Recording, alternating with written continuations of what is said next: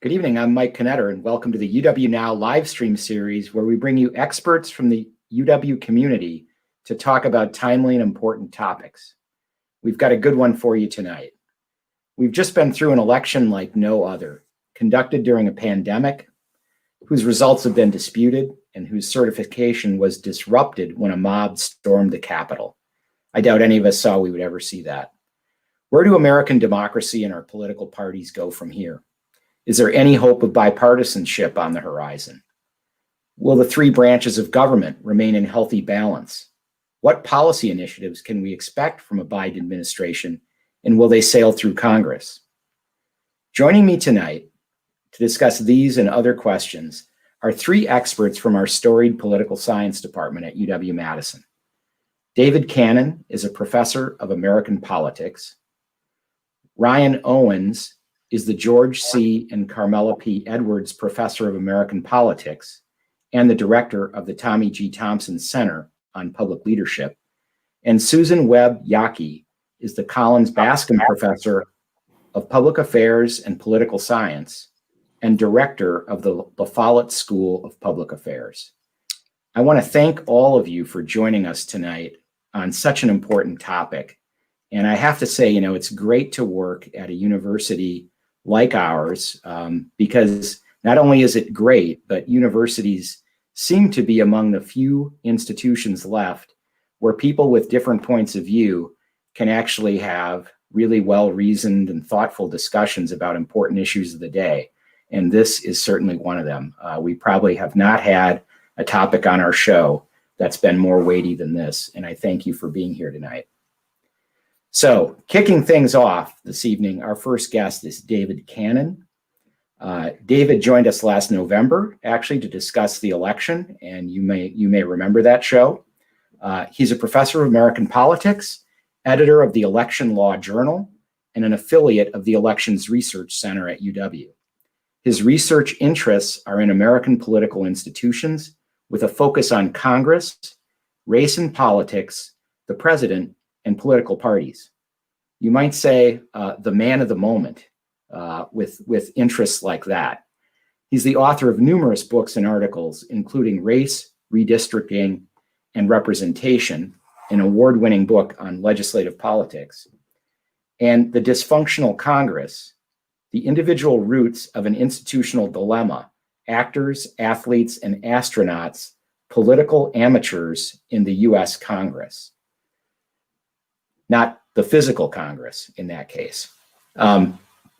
He's also received the UW Distinguished Teaching Award, so he's a scholar and a teacher. He received his master's from the Humphrey Institute of Public Affairs and his PhD in political science from the University of Minnesota. David, thanks for venturing back to our show.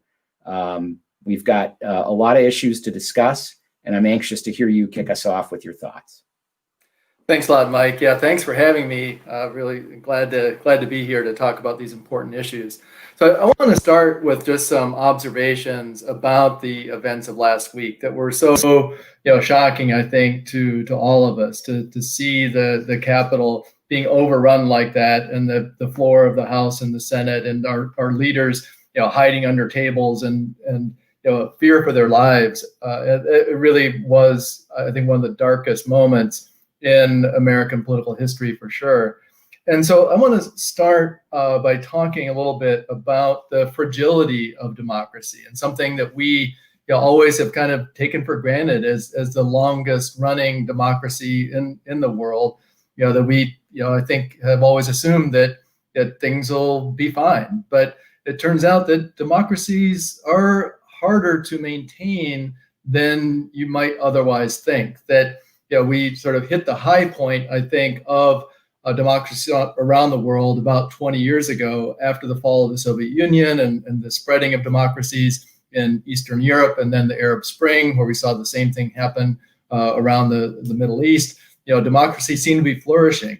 But then in the last 15 years or so, we've seen backsliding in many of those countries. And countries like Poland and Hungary and Turkey and India, Mexico, these are all places where democratic institutions have really been challenged and undermined.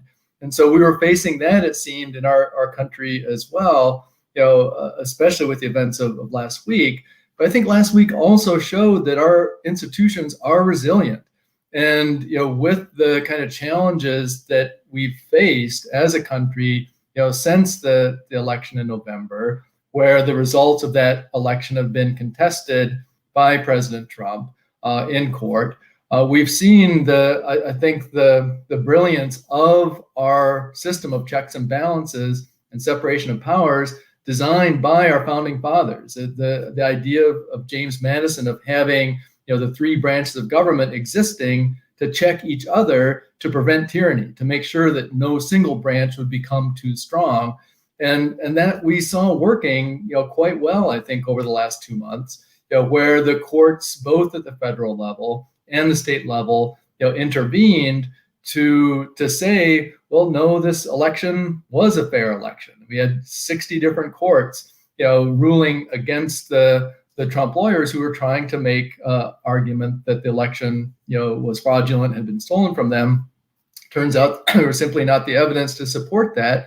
And so that's a sort of a prime example of that system of checks and balances at work. And it's that working, I think, of the court system that helped provide that resilience for our democracy. And then when you see, last Wednesday, even after that assault on the Capitol, that as soon as the Capitol was cleared, within the hour, they were back at it, counting the electoral votes again. And both Nancy Pelosi and Mitch McConnell were determined to get that done, to show that our democracy could stand up to even an assault like that on the actual institution. And so I think that while democracies can be fragile, and countries around the world have shown that over the last 15, 20 years, our institutions seem to be standing up to this direct assault on our democracy. But it has, I think, raised some important questions too about our broader political world we live in right now. And there are two more points I want to make. One is the need for a shared reality. And I see this as really a precondition for democracy, that if we can't agree on the basic facts of what's happening in the world, like the fact that Joe Biden won the election and that President Trump did not win in a landslide, is the way he has still been maintaining over the last several days and for the last 2 months. And so we have to have that kind of shared reality to be able to have a functioning democracy. And so how can we make that happen in a world where we live in different media silos these days? And then, third, the focus on political parties and how the parties respond to the events of last week, especially the split that's emerging now within the Republican Party, where you have some people like Liz Cheney today, the number 3 in the House leadership in the Republican Party, saying she would vote for impeachment for Donald Trump. And then Mitch McConnell then standing up for in the counting the electoral vote, saying we have to recognize that the election is over, Joe Biden won, and that if we can question elections simply by saying that we don't believe the results, we're in a death spiral of democracy, is the phrase that he used. So very strong language from the Republican leadership in the House and the Senate to say, we need to move beyond this. We have to recognize the reality of what happened in this election. But this will be a real battle within the Republican Party to figure out how that's going to happen. You still have roughly a third of Americans. One recent poll that came out today showed 37% of Americans still believe that the election was stolen from Donald Trump. Something like 2/3 of Republicans believe that the election was stolen from Donald Trump. So how do we move ahead in the Republican Party to heal that division, bring the party back together, or will we potentially have a split that leads to a new party being created? I mean, I think that's probably unlikely, but we can talk about that more in the Q&A if people are interested. So the last thing I want to look at then is setting this current situation in some historical context in terms of parties in Congress. And so, Chris, if you go to the slides, I want to look at where we are today in terms of polarization in Congress. And as you can see from this chart, and this goes all the way back to the late 1800s, the font is probably too small for people to read very easily, but the red line shows the House, the blue line shows the Senate. And what this shows is the distance between the Democratic Party and the Republican Party in the House and the Senate over the last 140 years.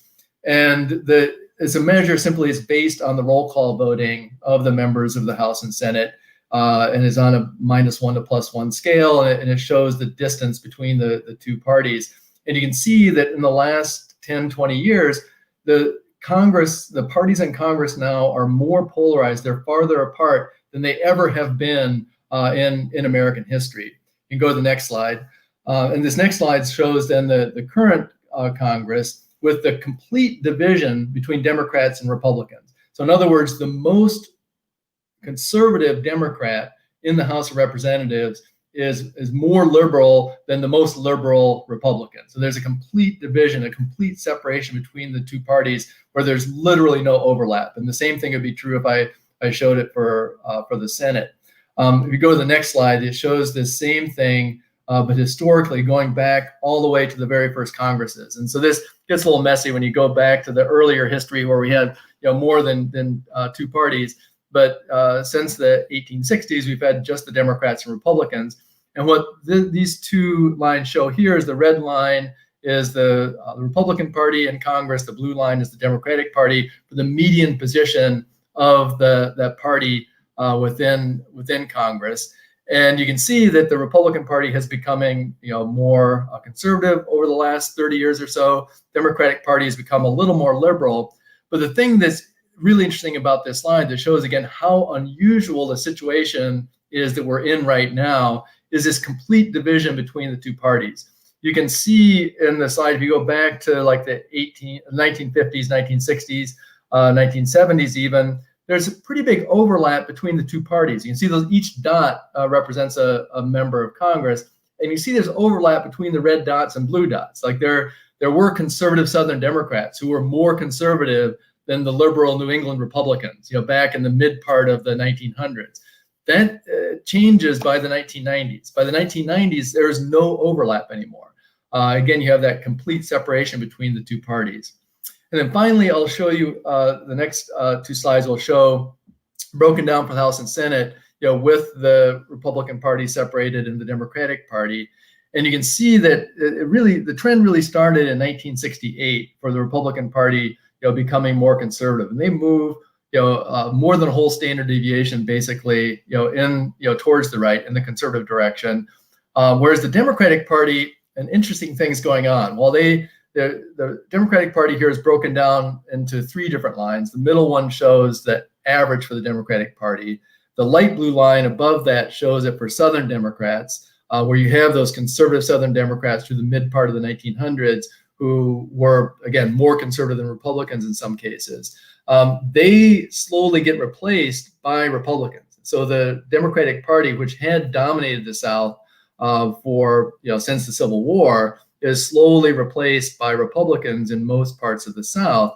And so what you can see is by the most recent Congress, the Southern Democrats now are just like Northern Democrats in terms of their ideology. There's no difference between the two.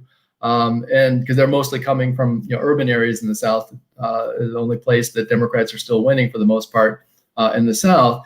And so Democrats have become a little bit more liberal, but mostly because of those Southern Democrats, the conservative ones, leaving the party and being replaced by Republicans. The next slide then shows the same pattern for the Senate. It's not quite as pronounced a trend with the Southern Democrats, but it's basically the same kind of pattern you see as for the House. So what does this mean going forward then? So you take down the slides. So what does this mean going forward for the leadership in the House and the Senate for the Democrats? When you look at those polarized parties, it's going to be tough to get much done because you have that huge gulf between the two parties. And especially when you look at the narrow margins you have in the House and the Senate. In fact, with the Senate split 50-50, Joe Manchin, Susan Collins, Ben Sasse, Lisa Murkowski, it's going to be those moderates are really going to run the show over the next 2 years in the Senate because you're going to have their votes to get anything done. In the House, it's 222 seats for the Democrats. You need 218s a majority. You only have 4 extra votes in the House of Representatives. So Nancy Pelosi really has her work cut out as well, that you're not going to be able to push through any really radical agenda. And so that progressive wing of the Democratic Party is not going to be happy because they're not going to be able to get things done the way that some of them would like to see. If you have a margin of 4 votes, that's not a recipe for pushing through an aggressive agenda. In fact, I looked back at the tally of the partisan splits in Congress. There was only one other Congress in the history of our country that had margins as narrow as this one. That was in 1931 with Herbert Hoover, right before FDR won in 32. And in that Congress, you had a 217 split in the House, and it was 48-47 with one independent in the Senate. And so that one was even closer than this one, but just by a little bit. So this polarization, this divide we see in Congress today is going to make the task of getting much done and getting through any significant legislation, and certainly progressive legislation, is going to be pretty tough. So things that will get done will have to be on a bipartisan basis, something like additional COVID relief, perhaps infrastructure, building up the infrastructure could happen as well. There'll be some areas like that where you could see some bipartisan work, but it's not going to be a super aggressive legislative agenda because of those narrow margins. So I'll stop there and turn things back to Mike. David, thank you. And thank you especially for those slides, giving us some data to chew on that really tells us a lot about how these 2 chambers and 535 people, that's a lot to get your mind around. But I think those charts tell a pretty consistent story about how challenging things might be in this Congress. So we'll move on to our next speaker, Ryan Owens, who's going to deal mostly with talking about what 9 people are up to over at the court. So Ryan is the George C. and Carmela P. Edwards Professor of American Politics, and he's also the director of the Tommy G. Thompson Center on Public Leadership. He's a Leon Epstein Faculty Fellow and affiliate faculty member in the UW Law School. His work analyzes the United States Supreme Court, the U.S. Courts of Appeals, legal institutions, and judicial behavior. He's received grants from the National Science Foundation, the Harvard Provost, the University of Wisconsin Graduate School, the Center for Empirical Research in the Law, and the George H.W. Bush Library Foundation. Prior to returning to his alma mater to teach and do his work, Owens was an assistant professor of government at Harvard University. Ryan, I will admit, when I first read your bio, I was disappointed to learn you'd been at Harvard. I thought you got that grant from the Harvard Provost, never having been there. That would have been amazing. But sorry to disappoint you. Yeah, I had to throw that in. Ryan received his bachelor's and JD from UW-Madison, a double badger, and his master's and PhD from Washington University in St. Louis. Ryan, thanks for joining us, and we look forward to hearing your take on what the courts will do as we move ahead and try to navigate the waters before us. Great. Well, thanks, Mike, and thanks, David, as well, for that excellent kickoff.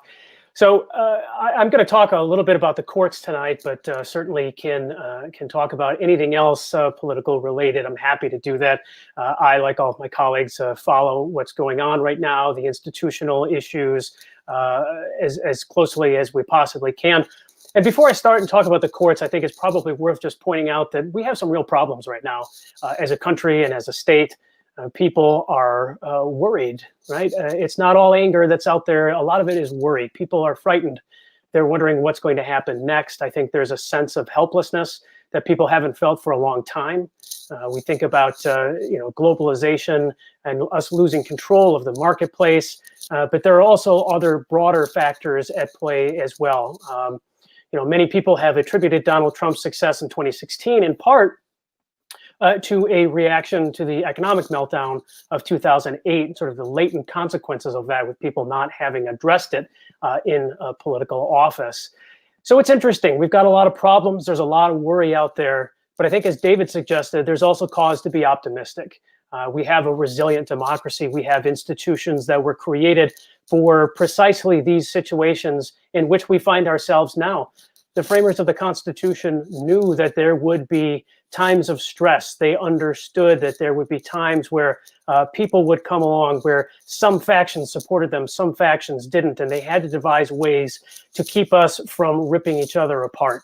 And so those institutions, to be sure, are under stress today, but there is, as I say, cause to be optimistic. We've made it this far. We can surely continue on. But we have to be careful. We have to address the issues that are before us that people on the right and the left are focusing on right now. Institutions are under stress, as I've said. But one institution that has retained some stability over the years is the United States Supreme Court. Perhaps it's because there are only 9 justices at one time. There are less egos to have to stroke, less deals to be struck. But nevertheless, we have 9 justices. We've had a relatively stable Supreme Court over time. Now, that's not to say that the justices themselves haven't been ideologically driven or that they themselves haven't been factious. If we take a look at the first slide here for you, you can see that for yourselves. So what I've presented here for you, ironically, these are color-coded, and I say it's ironic because I myself am colorblind. Nevertheless, I've got some color-coded data here for you on the ideological positions of the justices over time. And this is basically 1937 until today. Now, on this graph, the scale runs from negative to positive. Positive values reflect a justice in a particular year that is more conservative, whereas the negative values reflect a justice in that year who was more liberal. Now, you can see that for a lot of the court's history, there's been a cluster around that 0 point, okay? And that's been sort of where the court has made its mark over time. But you can see, though, that there are some deviations from that. So if you look at, it looks like it's a light blue pattern from starting about the 50s down into the mid-1970s. That would be where we find William Douglas, who got onto the court as a FDR appointee. He started off as a fairly liberal justice. He had designs on running for president himself and potentially being vice president at some point in time. So early on, he kind of kept his cards close to his chest. As he proceeded on the court, however, those political ambitions disappeared. You can see that he turned hard left and he never turned back. If you move on a little bit in time, what looks like a red and maybe a pinkish color, I apologize. It's probably purple and black for everybody else. But if you look and see at the 1970s, 80s, 90s, you see that dip down as well. That was the voting behavior of Justice William Brennan and Thurgood Marshall. They anchored the left of the court during that time period, and you can see they became more liberal over time. But if you look above them at the yellow dots up there, that's William Rehnquist. And he's a Nixon appointee, gets on the court in the early 1970s, stakes out his position on the far right on the court. He was often called as the Lone Ranger because he found himself in dissents, in an 8-to-1 opinion so regularly. He starts out fairly conservative, but he does drift a little bit to the left. And you can see that by the time he hits 1986 and he becomes Chief Justice, he actually becomes a little bit more moderate, which is a pattern that we'll see with John Roberts as well. Now, if you look just above Rehnquist right now, you can see some triangles up there. That's Clarence Thomas, appointed by Bush. He has anchored the right wing of the court ever since his appointment, and he doesn't look to be giving up that mantle anytime soon, even with some of the recent appointments that we've seen. If we go to the next slide here, I can show you where the court is today. I've given you the initials of all of the justices now, so you can see where they are relative to one another. Once again, you can see that Clarence Thomas is anchoring the right on the court up top. And as you look down, you can also see there that we've got Justice Alito underneath him, then Justice Gorsuch, Justice Kavanaugh, and then the Chief. So the Chief is in an interesting position right now. I'll come back to him in a moment. But then you've got Justice Kagan, Justice Breyer, and then down at the bottom, you've got Sonia Sotomayor. It's interesting, when Sotomayor got on the court, she was just as liberal as Kagan and Ginsburg before her, but she has since drifted to the left every term she's been on the court. So she is clearly anchoring the left, just as Thomas is the right. So we've got a pretty decent spread between the left and the right on the court, and then a little cluster there with Kagan and Breyer, but then a lot right there in the middle at this point. So what we've seen, of course, as I mentioned, is Chief Justice Roberts sort of drifting to the left, finding himself with the liberal coalition, perhaps more than he might feel comfortable. We don't know for sure. But we find him there regularly with Justice Kavanaugh now as the median justice. So if you can flip us over to the next slide, please. That's where they are from left to right. Again, you can see Justice Kavanaugh there in the center, the median justice, the swing vote. We often heard about Anthony Kennedy being the swing vote, and before him, Justice O'Connor. Well, Kavanaugh is the median today, but he and Gorsuch are quite close to one another in an ideological context. So I think for the next handful of years or so, they're going to be competing for, and I see competing in, with air quotes, over who's going to be the median. They'll sort of go back and forth with it. Nevertheless, there is a 6-3 conservative coalition on the court. It's potentially a weak 6-3 because Roberts sometimes does not join his colleagues on the right on this. So nevertheless, the conservatives can afford to lose one justice in that coalition and still retain the majority in it. So it'll be interesting to see what they do now. A lot of people were wondering whether Justice Thomas would retire and have President Trump nominate his successor. I argued against that because I think I argued against the fact that he would do that because he's been pining for a conservative court ever since he got on the court. He's always been just about there, but not quite close enough to see some of the changes that he has wanted. Potentially now with this 6-3 court, he might be able to get that. Now, having said that, we also have to ask ourselves, where is the court in a separation of powers context? So if you could please go to the next slide. Here's where it is. The court is to the right of both the House and the Senate, which I've indicated here by Nancy Pelosi as the Speaker, Chuck Schumer as the Senate Majority Leader. Joe Biden is probably somewhere in between Chuck Schumer and Joe Manchin. I didn't include him, frankly, because I forgot. Nevertheless, I think the pivotal senator here is going to be Joe Manchin, as David pointed out earlier. I think we could say that the next 2 years, it's going to be Joe Manchin's world, and we're all living in it. The House and the Senate probably won't pass anything that doesn't have the stamp of approval from Joe Manchin. And I think if the court is concerned, and I'm not saying that it is, that the justices are, but if the justices were concerned about the separation of powers dynamic and how far they could go without getting in trouble with Congress. Now, empirically, it's not clear that justices have done this over time, except in rare circumstances, but we do find ourselves in unique times. I think there is a case to be made that justices will be keeping an eye on Joe Manchin and Ben Sasse and others to see where they are. So that's where the court is today. I'll conclude my just brief introductory remarks by reminding folks about something that Alex de Tocqueville once said. He said that in America, every political question inevitably becomes a constitutional question. I think it's a bit of an overstatement, but it does indicate something important about our constitutional politics. With a written constitution, everything can be relevant to, reflected by that constitution. And so I do think that our federal courts are going to be very busy over the next few years, given the polarization that we see, given some of the changes I think that the parties want to make. The courts will be very busy indeed, and I'm looking forward to seeing how they interact, how they rule in cases, and how they come down. So I will pause with my introductory comments there and kick it back over to Mike. Great. Thank you, Ryan. And again, great data, kind of helps us understand how you think about the world. And I might want to ask you at some point how we define that perfectly neutral zero measure when you're talking about ideology in the court, or whether they're defined just kind of relative to each other on some scale like that. But looking forward to asking some questions in a bit. Next guest this evening is Susan Webb Yaki, who is the Collins Bascom Professor of Public Affairs and Political Science, as well as the director of the La Follette School of Public Affairs. Her research and teaching interests include the U.S. public policymaking process, public management, regulation, administrative law, and interest group politics. In 2019, she received the UW's Kellett Mid-Career Award for her research and the Herbert A. Simon Career Contribution Award, the highest award in the field of political science, for the study of bureaucracy and public administration.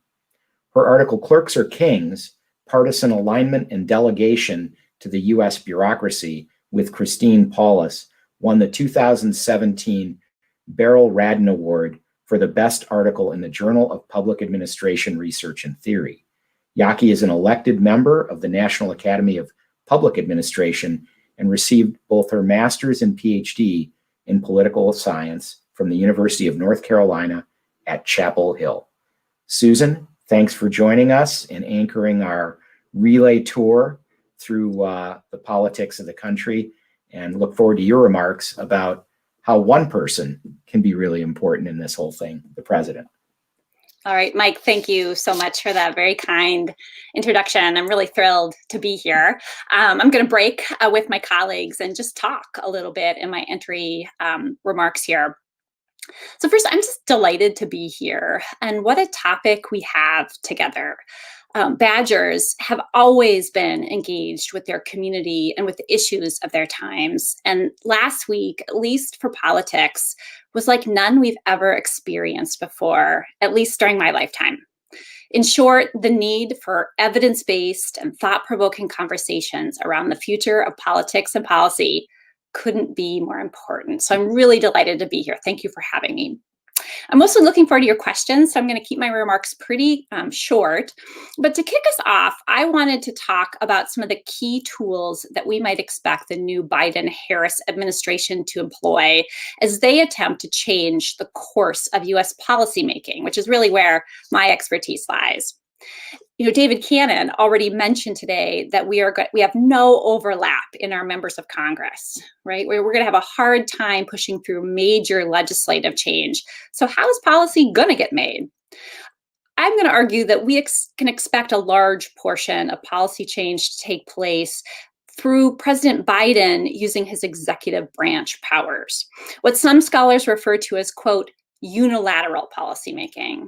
And this is when presidents seek out their Article 2 powers to change policy and try to remake policy toward their priorities. And I want to highlight two different unilateral policymaking tools. The first tool I want to talk about today is regulation. Now, federal agencies can create legally binding public policies by going through the regulatory policymaking process. For executive branch agencies, the president and the president's cabinet secretaries play a huge role in deciding what types of regulations are going to be written by government agencies. The president here sets the agenda and then uses his appointments in those agencies to kind of push through that agenda across time. Regulation is often an underestimated policy tool. For context, one scholar estimates that over 90% of American public policy making today takes place in government agencies, not in elected legislatures. For issues like the economy, for the environment, for labor standards, these are areas where regulation really sets policy more than anything else. So take the Affordable Care Act, the ACA, for instance. My research with one of UW-Madison alum, Simon Haydar, suggests that despite relatively few legislative changes to the ACA in the last decade since its passage, there have been profound shifts in health policy connected to the ACA as a result of regulatory policy shifts. In fact, we identified 250 different rulemaking activities that were launched based on this one statute. And if you compare the ACA, which is a statute that was about over 900 pages long, to the regulations that were issued as a result of the ACA, we can see that there were 9,000 pages of federal regulations issued that implement the ACA, that provide that context. President Trump made deregulation a key priority for his administration, often working to dismantle some of the agency regulations that were put in place by his predecessors, particularly President Obama. And to many of President Trump's supporters, they believe his efforts to remove or at least slow the growth of regulation was a major triumph of his 4 years in office. So take the environment, for instance. According to one source, the Trump administration has reversed over 80 environmental rules on things like clean air, wildlife, and toxic chemicals. For proponents of these shifts, they often suggest that deregulation can increase business activity as well as make it easier to do business in the United States, therefore increasing the country's competitive advantage. So I'll note here that when you make regulation and you use the executive branch to do so, it's quite a lengthy process. You have to publish a draft regulation, take public feedback, and then finalize it before it's legally binding. To actually remove regulations, you have to go through that same long, lengthy process. So it's not nearly as easy as the next policy tool I'm going to talk about. So we can expect for President-elect Biden that he's going to use the regulatory policymaking process extensively. What one scholar says, he's likely to use it to dismantle President Trump's dismantling. And let me connect this back to Congress in sort of two ways. One is that many of President Biden's appointments to lead government agencies are just about to seek confirmation. And with the Democratic control of the Senate and the fact that confirmations now take only a majority vote in the Senate, we can expect that President Biden is going to get his top choices to lead those agencies and to lead these regulatory activities. The second thing is I want the audience to be aware of some statute passed by Congress about 2 decades ago, and that's something called the Congressional Review Act, the CRA. Now, this is probably a statute you've never heard of before, but you're likely to over the next couple months. It's going to be important to the future of politics and policy. That's because the Congressional Review Act sets up an expedited process for Congress to review recently finalized government regulations. So we can expect that the new Congress is going to take a look at some of the regulations that were passed late in the Trump administration and will act to, on a majority basis, overturn those regulations using the Congressional Review Act. So watch for that over the next few months. Several major rules have been passed by the Trump administration just recently. So the other tool I want to talk about today are executive orders, so presidential executive orders. These are another major way that presidents try to set the policy agenda and make change, even when they can't push that change through the legislature. Technically, executive orders are orders to the government to do something. They're not binding necessarily on the public. These are orders that bind government officials, government agencies, activities on government lands. Nevertheless, President Trump, like many presidents in the past, has used executive orders extensively. President Trump used an executive order, for instance, to change immigration policy by directing the Secretary of Homeland Security to hire more immigration officers. This is also the policy vehicle that he used to scrap the Trans-Pacific Trade Partnership. Executive orders, unlike regulations, are signed with the stroke of a pen and they're removed with the stroke of a pen. So this is an easy in, but also easy out policymaking tool. So we can expect President-elect Biden to be very active in the space and literally on day one. He's going to use executive orders to set his agenda, as well as to get government agencies to fall in line with that agenda and with his policy priorities. So far, President-elect Biden has signaled that he plans to rejoin the Paris Climate Accords through an executive order, reverse President Trump's withdrawal from the World Health Organization through an executive order, and repeal the ban on most travel from several Muslim-majority countries through executive order. Even if those three things were the only things he did through executive order, these would be major policy changes. So that's just a peek at what we might expect in terms of policy making over the next 100 days or so. And I look forward to your questions. Great. Well, thank you, Susan. So as Ryan put it in the preview, we went from 535 people down to 9, down to 1, all important in how the country operates. And I want to thank all of you for those thoughtful remarks. There's a few questions that we can get started with, and I guess one of the things I'd like to start with is the challenges to the voting process. This election was conducted in a pandemic. Lots of things were different, and so I guess it was kind of ripe for maybe being contested in different ways. And how do you all feel about obviously President-elect Biden has been certified now. So the election is over, and Biden has been certified as the next president. But was it a fair election? I guess I just want to throw that out and hear each of your takes on that question. And I don't really care who starts, but how should we understand that? Well, maybe I could just jump in first and just give you the view of the Trump administration on this in terms of his top people.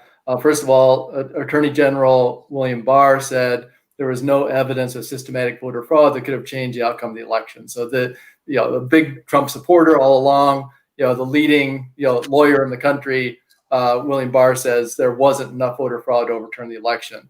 The head of cybersecurity in the Trump administration said this was the most secure election we ever had. And then the 60 federal courts I mentioned in my opening remarks that looked at this election in more detail than any election in American history. To have that kind of scrutiny given to recounts in multiple states, and then in court under oath to have to present evidence about voter fraud. So I think we can safely say that while there always is some voter fraud on a small scale in elections, there was nothing in this election approaching what would have been needed to change the result of the election. That we can say with complete confidence. Now, another thing, though, that you noted, Mike, in your introductory comments was the fact that we did conduct this election in a pandemic. And so we did things differently this time around than we've ever done before. More voting by mail than we've ever had, by a huge percentage. We had more than half of the people this year voting by mail. They ended up being about 60%, I think. And so that led to some of these concerns that President Trump kept on saying that voting by mail is open to voter fraud. Well, there wasn't any evidence that there was systematic fraud in that mail-in voting, but I think there were enough questions raised about how we use voting by mail going forward that is something I think we will have some more discussion about. Mm-hmm. Yeah, I think it's important for us, certainly in the state of Wisconsin, to think about this very carefully over the next couple of years, to examine what went right, what maybe didn't go so well. There were a lot of things in this election that were just different, right? Because of the pandemic, because of the mail-in votes. But it's interesting when you have, for example, when we look at the ballots that had signatures from witnesses but not their addresses. The law requires that those addresses be there, and if they're not there, are those ballots non-compliant? Well, no, they're not compliant. Now, is that voter fraud in the sense that most people think? Probably not. But there's an issue there, I think, that Wisconsin and the Elections Commission needs to look at, is what do you do with those things? Ballot harvesting as well. Can the clerks have, volunteers go out who may not be on the payroll of the commission or of the clerk? Can they go out and do what they did? Now, that doesn't mean that there was fraud with what those folks did, but it's different. It's potentially problematic. And so I think it would be good for all of us if we investigate this stuff just to see what we can do to improve things, because I think everybody, I'm assuming, wants the same outcome. We want fair, clean, good, legitimate elections. And I think Wisconsin has a good history with that. I think if we all take a deep breath, we look at what we can do to improve, I think we'd all be better off.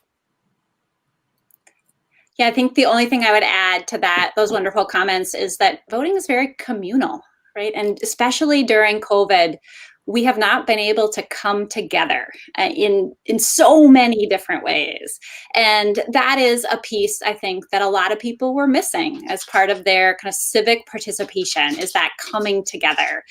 So along with the kind of the study and some of the processes, I think we need to reevaluate as a country too. What does it mean now to come together? And maybe we're not going to do that through voting in the future. Maybe we're going to do that through other means, but we have to have means to come together and participate in our government together. So, David, you said earlier that a well-functioning democracy requires that we come together on a common reality. Obviously, this is a very polarized country. We do not have a common reality. Do any of you have thoughts about how we could do better? Yeah. Take it away, David. Sorry. Well, it is. Yeah. No, I guess I was the one that threw that out there about the importance of a shared reality. But the challenges are very real, as I noted as well, with our media silos that so many of us live in, where we only read news and information that conforms to our pre-existing views, and we're very resistant to hearing views that aren't consistent with what we think, and that has become more problematic, I think, when we have from the top, let's say what it is, from President Trump saying before the election even that the election was being stolen from him, and then every day after the election saying that the election was stolen, that he won in a landslide. And so when you hear that coming from the top, from our political leaders, it becomes really difficult then for people to then not believe that's true if that's what they want to believe. And so I think what it's going to take on that specific point is to have this examination within the Republican Party of what do we do to not have that kind of misinformation getting out, to have the president claiming he won the election in a landslide when he lost by over 7 million votes is just not something that really is going to allow for a kind of a smooth transition for the Republican Party. They're going to have to deal with that and decide how they're going to want to heal that divide. I think it's also worth looking at the left and where conservatives are right now. I think we talk about how conservatives are angry. I think that's right, but I think they're also very distressed. They're very worried because they look out now and from many of their perspectives, I think they see a media that is very left. They see from their perspective, they see companies that have veered to the left. They see the educational system, universities. Like many conservatives think that all of these major institutions have been taken over by the left. And so how do you get people to buy in to those institutions if their perception is that those institutions don't care about them any longer, or indeed are actively hostile toward them? There is a growing intolerance that's just festering in this country right now. And it's a function of people, I think, as David said, not being exposed to one another. Social media is in large part to blame for this. There are algorithms out there that will target your information for you. And so people are kind of, at the mercy of that. But, we all want to be in environments that are safe and that are comfortable. And when you talk to people who disagree with you, it's very unnerving, especially when there are many of them who disagree with you. It's very unnerving. I think that's the biggest problems. We used to have institutions that cross-pollinated, places like churches, trade clubs, block parties, that kind of stuff that we're just not doing anymore. So without that cross-pollination, it's just very difficult to trust other people. I'd love to build on what Ryan was just saying too, because I think it really doubles down the importance of a place like UW-Madison, right? Where we bring people together, we educate the next generation of leaders, including in politics. And we have to be able to have conversations with people that disagree with us and find common ground and learn something from somebody else as well. And I think through our research, where we are supposed to be uncovering new truths, sharing that research through our outreach, but even most importantly, through our teaching in the classroom, here's a means where we can be part of the solution. Great comments. Let me turn to some audience questions. Lou Blazik wonders, what do you feel is the near-term future of the Republican Party? Who would pick up the pieces and move forward? Anyone want to touch that? Well, I'm happy to. I think, it'll be interesting to see what happens over the next year. I mean, we oftentimes think about politics in terms of the present, and so much will happen over the next 2 years. The Biden administration will do things that liberals love and that conservatives hate, and nothing unifies a party more than, hating the person who's in charge. So we will see what happens. I mean, Democrats are likely to start tearing themselves apart now that they find themselves in the majority. Republicans will be sitting on the sidelines watching that happen. In the meantime, trying to figure out where they stand on things. So I think the Republican Party, they're in an interesting position right now. I think if they double down on the traditional conservative messages that they've had in terms of limited government, respect for individual liberties, individual dignity, free markets, that kind of thing, I think they'll be just fine. We'll see if they're able to do that. Tom Cotton looks like he's sort of breaking with more of the populist movement in the party. We'll see how far he goes with that. Ben Sass is somebody to keep an eye on. But we'll just have to see what happens with, Ted Cruz, Josh Hawley, how they fare over the next couple of years relative to Cotton and others.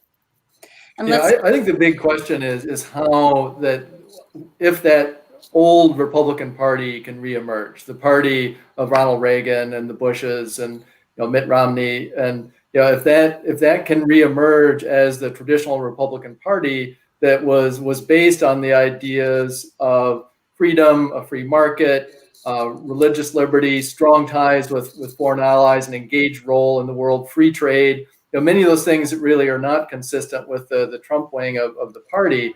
And I think you're going to see that kind of internal debate going on right now within the party to see which version of the Republican Party emerges from this. And I think that if that traditional wing of the party can reemerge, I think they are going to be strong again. Because if you look at the election we just had 2 months ago, Republicans not named Trump did pretty well. Like, they exceeded expectations in the House, like by a lot. Democrats were supposed to pick up 15, 20 seats. They lost a dozen seats. And so in the Senate, they did better than people thought they would do in the Senate. So I think that, if the Republican Party can move back to, the traditional principles that it had, that they can reemerge as a strong party. If they get torn apart by this division that's going on right now in terms of the Trump wing of the party, so if Josh Hawley and Ted Cruz emerge as the leaders of the party, I think that's going to be tough for them to succeed. And let's not forget the elephant in the room as, what is President Trump going to do when he's out of office, right? I mean, that is going to affect everyone's calculations, both on the Democratic side and on the Republican side. And what are the futures of these different wings when Trump says he might run for election again, right? It'll be really interesting to watch that unfold and undoubtedly impactful. Well, right. And then you have the possibility of impeachment, leading to potentially Trump not being able to run for federal office again.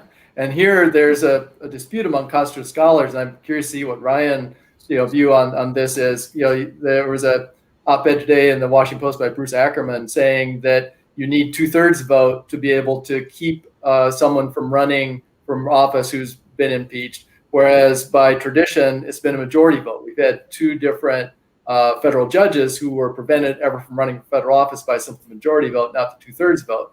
And so if it could take a majority vote to say President Trump can't run for office again, it's possible they'd be able to do that. But if it takes 2/3 vote, I think that's very unlikely. Well, it would be subsequent to impeachment. It would, right. So it'd be right in the Senate. The Senate vote would be a two-stage vote. One would be the vote to, impeachment's going to happen, it sounds like, in the House. And then that second vote in the Senate, you'd have the 2/3 vote to convict or not, but then a separate vote on whether or not they can run for office again. And that some people claim is just a majority vote. Yeah, I'm dubious. I'm skeptical of that. It seems more consistent, I think, with the text and with sort of the intent behind this, that it'd be a large threshold. So yeah, I probably wouldn't think a majority, but again, these are crazy times, and maybe. Well, it's refreshing to hear you talk about the parties as if ideology is still important, more important than identity. That's nice. It feels very tribal to me right now, to be honest. Question from Don O'Hearn. Given polarization and the lack of true policy change, what perspective can you offer on states' rights versus federal, given the realities of national policy needs over the next 4 years? So if we want to get things done at a national level, thoughts about that? Well, I would actually look at this from the state level. I think, I've had a lot of conversations with people and they talk about who's running for Congress right now. And I think to myself, gosh, why in the world would you want to run for Congress right now? I would much rather be at the state level, because that's where all the action is going to be taking place over the next few years.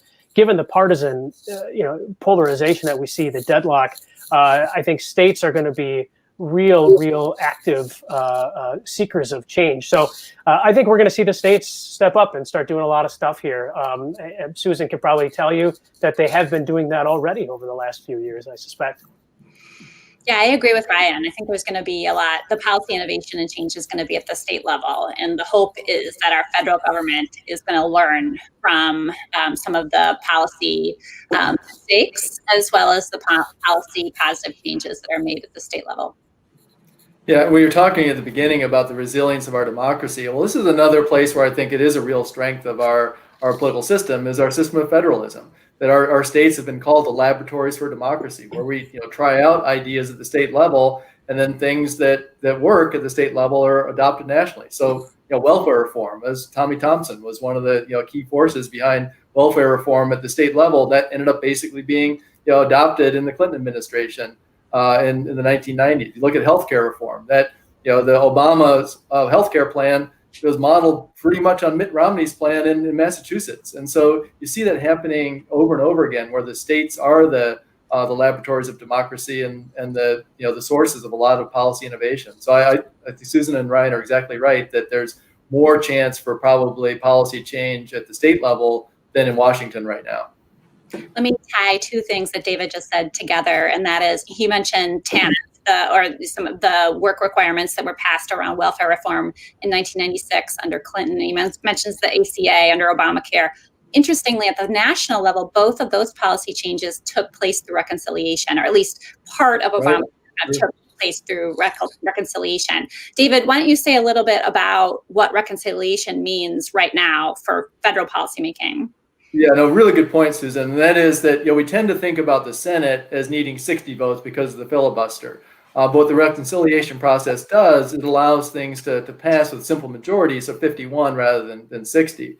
And so this is something like Trump's tax cuts as well were passed under reconciliation, his biggest legislative achievement of his presidency. And so if something has strictly budgetary implications, and they can show that it's budget neutral, that then can be done under reconciliation that requires a simple majority. So there's a fairly limited range of things that can happen under reconciliation. That is another tool that could allow the Democrats to get more done than they otherwise would be able to, because you can get that done without the 60 vote threshold you need to stop a filibuster. Question about executive orders from Nancy Aronson-Knorr in Duluth, Minnesota. If executive orders are deployed regularly to get around congressional gridlock, how will the private sector have the confidence to make investments in projects that require extensive regulator review? Yeah, that's a great question, Nancy. And it's one of the problems with policymaking through unilateral policymaking. And that's one of the things we know about business is that they seek stability, they seek certainty. And the uncertainty around especially executive orders is very problematic for businesses who are trying to make investments, not just for tomorrow, but for 25 years from tomorrow. And you've put your finger on something really important, and it's why it's better, really, frankly, to have bipartisan policymaking through the legislature, ideally. Then after that, through regulations, because at least regulations, it's a more concerted process. It's more based on evidence, fact-based, and then executive orders, which President Biden has suggested he might very well overturn every single executive order that President Trump has issued, right? So that level of instability is very problematic for decision making. We're getting whiplash. All these executive orders, dismantling and mantling. Question from Jim in Madison. There was a lot of discussion about court packing during the debates. Is this something that is even feasible, and how could it happen? Ryan, we'll start with Yes. Right. Yeah, is it feasible? I think at this point it's not feasible given the political breakup of the Senate. I think Joe Manchin has said absolutely not. He's not going to vote for that to go through. But just quick context on this. So the size of the court's not set by the Constitution. It gives that power to Congress to set the size of the Supreme Court. And Congress has changed the size of the court from time to time over its history, but it hasn't done it for the last 150 years. And Franklin Roosevelt tried to do it in 1937. He encountered some pretty significant resistance when he tried to. So we've been fairly set at 9 for the last 150 years. There's nothing to say it can't be changed, but you got to have a real good reason to do it, I think, politically and probably institutionally. And it doesn't seem like there's any appetite to do it right now. Well, that's a bigger opening than I was hoping there was, just because who wants this to become an annual event as well?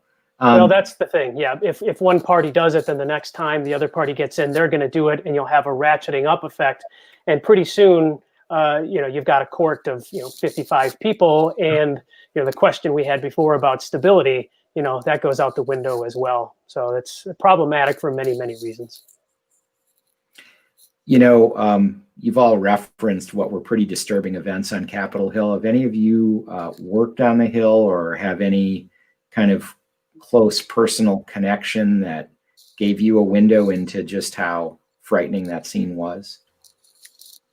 Yeah, I'll jump in here. My first job out of college was on Capitol Hill. I was an aide to a senator from North Dakota, which is my home state. And I was really saddened and at some level mad, especially when I saw some of the protesters in the Senate chambers. I remember like yesterday, the opportunity that I had to, one time I got to go with my member onto the floor of the Senate, and there was a Senate vote on a bill that I worked on, and it passed by one vote. And I was there with my whip count, and it was just, as a young person, you couldn't be more, who's interested in politics, you couldn't be more excited, but you also couldn't have appreciated more the majesty of that amazing body. And so I was really saddened to see, that same space desecrated in that way. Yeah, I don't have any connections to DC, but I will say this, that I think over the last handful of months, 6, 7, 8 months, we've seen an incredible amount of lawlessness across the country. I think the most recent example was definitely one that took everybody by surprise. But when we look at images of businesses being burned, in Kenosha and in Madison, when you see Portland with autonomous zones set up for months, when you see people charging into the U.S. Capitol, none of these scenes are scenes that we should tolerate as Americans. There's a lawlessness that's going on that's problematic. Abraham Lincoln warned us about this in his Lyceum address, that when our institutions come under attack, we've got to protect them, because if we don't, it just eats itself up. And I think we all need to be very cautious and careful about what we're seeing right now. As I said in the beginning, I'm optimistic about our institutions and about our health moving forward. We've got to share that optimism with people, because our institutions are worth protecting. Well said. Susan, you're trying to rebuild some institutions, as I understand it, tomorrow, bringing people together from the legislature. Is that true? Absolutely. Like I said before, UW-Madison is part of the solution. So the La Follette School has a long-running program with our Wisconsin State Legislature to bring evidence and research to them on, get this, questions that they want to see answered. Not that we want to ask, but questions that they want to see answered. It's a long-running program. It's bipartisan. There's an equal number of Republicans, equal number of Democrats. This past summer, they identified health and health disparities in Wisconsin as being a topic that they wanted to learn more about. And the La Follette Schools created a wonderful program for them tomorrow. Legislators, legislative staff, all coming together to find out what the latest research is to help Wisconsin families. And so, that's one of the ways that we can, bridge some of those divides going forward. Very encouraging. I've got a final question that many viewers are wondering about, and I'd like you each to take a little stab at what you think are the likely consequences, if any, for the current administration, or perhaps the incoming administration, might expect from the activities last week that occurred at the Capitol.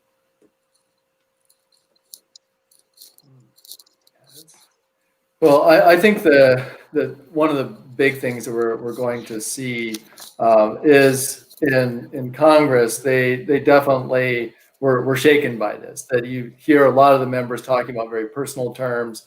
So I think that there is going to be a lot of first investigations about how this was able to happen, to make sure that it's not going to happen again, just in terms of the actual breaching of the Capitol. So that's one sort of immediate effect.